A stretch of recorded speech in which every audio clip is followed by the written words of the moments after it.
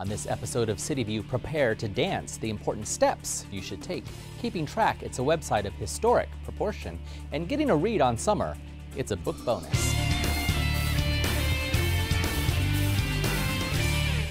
Hello and thanks for joining us. I'm your host, Renee Tejas. Those stories and more, but first, apartments, hotels, office buildings, open space. Well, how do you see the future of Lady Bird Lake's South Shore? The City of Austin is asking residents and nearby property owners, what do you do on the waterfront and what would you like to do there? To help with the technical side, Austin is receiving $180,000 worth of free expertise from a team of 8 specialists through a grant from the American Institute of Architects.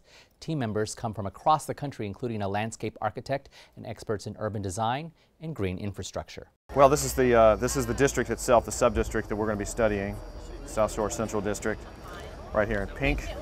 And it contains a lot of really kind of iconic areas of town. It's obviously right across the street from the gateway to the downtown Congress Avenue, and so you've got Congress coming through, and South First Street coming through. So there are many different things in play right now. We've got the Austin American Statesman for some years, I think, has been interested in moving to a new location, and so this could be a very significant redevelopment opportunity.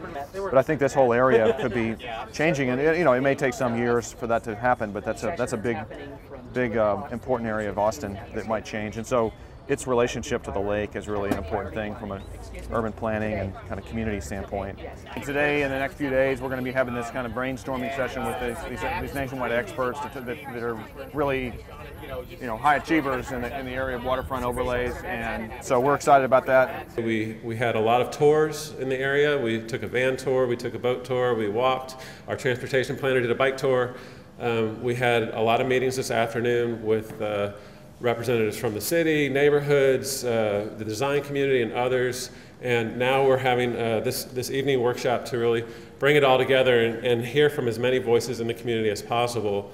I guess I do a lot of redevelopment work in cities across the country, and I just looked at the opportunity here to take advantage of the waterfront from a public perspective, as well as to optimize the potential for the private sector. So opportunities for public-private partnerships are very, very strong from my perspective, and really trying to create an even more wonderful waterfront than we've already got.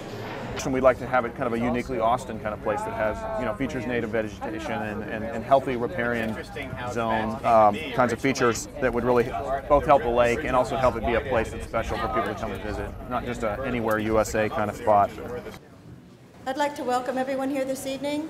So I'm impressed with the breadth of recommendations, and it seems to me that there's a lot of excellent food for thought. The work now really begins for us to absorb these ideas, sort through them. So I'm looking forward to working with the Waterfront Planning Board and the community and all of the people that came together over the last 3 days. Their mission is to listen to the community and share their best professional advice about the current issues and opportunities facing the area. The project area along Lady Bird Lake is called South Shore Central.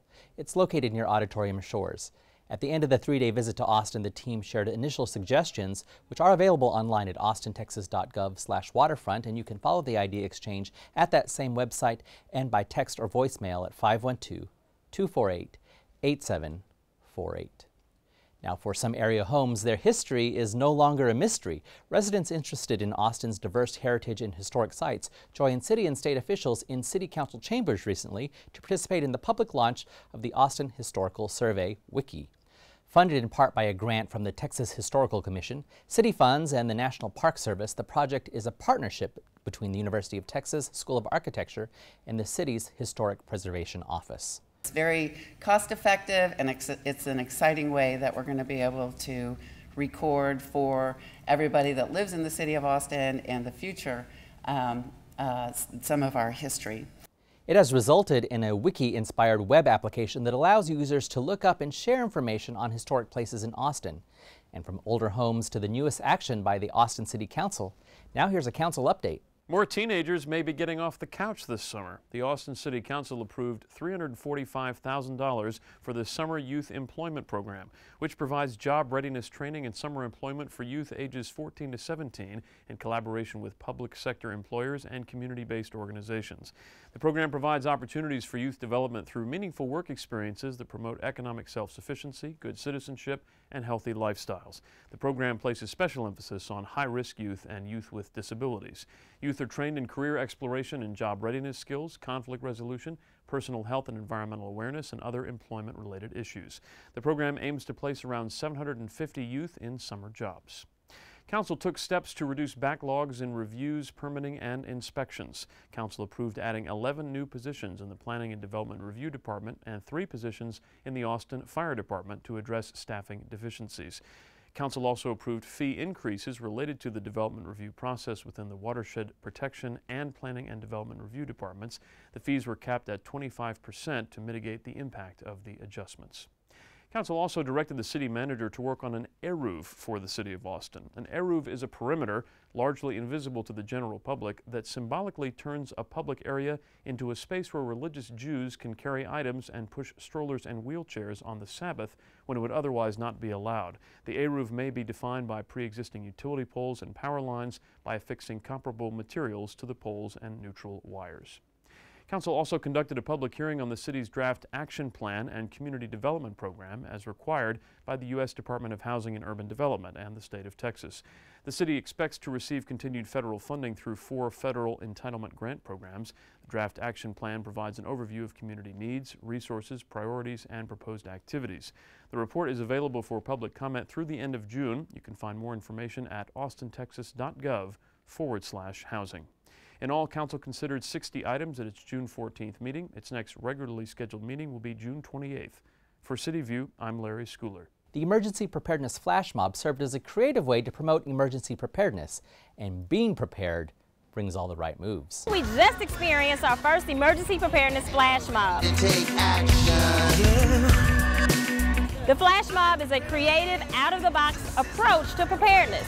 Now, we all know that disasters and emergencies are extremely serious, but preparing for them can be fun, and so today we learned that lesson. This is my gift to you. I actually have 2 left feet, so people laugh when they say, well, how did you guys come up with this idea and you don't dance? But the idea is that although a flash mob may not reach me, it may reach other members of our public. It can happen in a flash.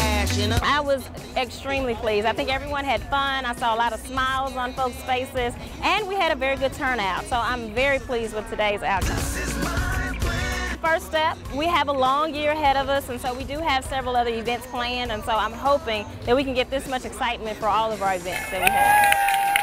Flash Mob participants received emergency preparedness kits, supplies, and critical information to prepare themselves and their families in the event of an emergency or a disaster. For more information on how you can prepare for an emergency, please visit austinhsem.com.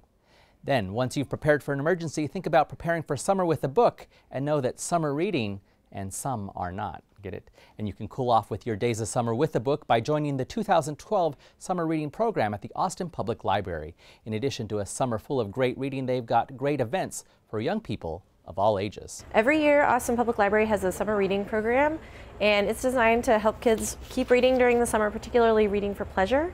They spend a lot of time reading assigned books during the school year, and during the summer reading program gives them a chance to read whatever they want to read. We have numerous events during the summer reading program. We have teen events and children's events. For our children's events, we have a variety of interactive programs for families to attend. Well, last year I went to some puppet shows, I saw some musical performances, and I did a Lego stop animation. This will be our 4th year. We've done an event called YomiCon, and that is our manga and anime convention. They have a variety of activities they can do. Our whole graphic novel collection will be there. Our manga collection will be there for them to check out, gathered from around the system. There will be costume contests, gaming, and so on. This year there are 3 other cons that are being done throughout the system as well. RoboCon, which is a robot-themed con. Frackin' Fairy Con, which is Fractured Fairy Tales. Then there is also Apocacon, which is our apocalypse-themed con. And then we also have a series of musical events this year that we're really excited about. It keeps your reading skills up, you get a free book, and you get to go to all these entertaining programs. There's no fee requirement. We don't need any identification or anything like that. They don't need a library card to participate. All of these events are part of our summer reading program, and so they're linked off of our main summer reading program site, which is www.austonsummerreading.org. Come to your local library and check out the summer reading program. It's tons of fun. You can pick up a schedule at your local branch or view the schedule online at austonsummerreading.org. Hey, that's all for this edition of CityView. I'm your host, Renee Tejas. Our next episode premieres Friday, June 22nd. Thanks for watching.